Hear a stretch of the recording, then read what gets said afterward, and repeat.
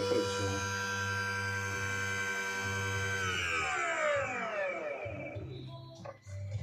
Сейчас тормоз проверим еще.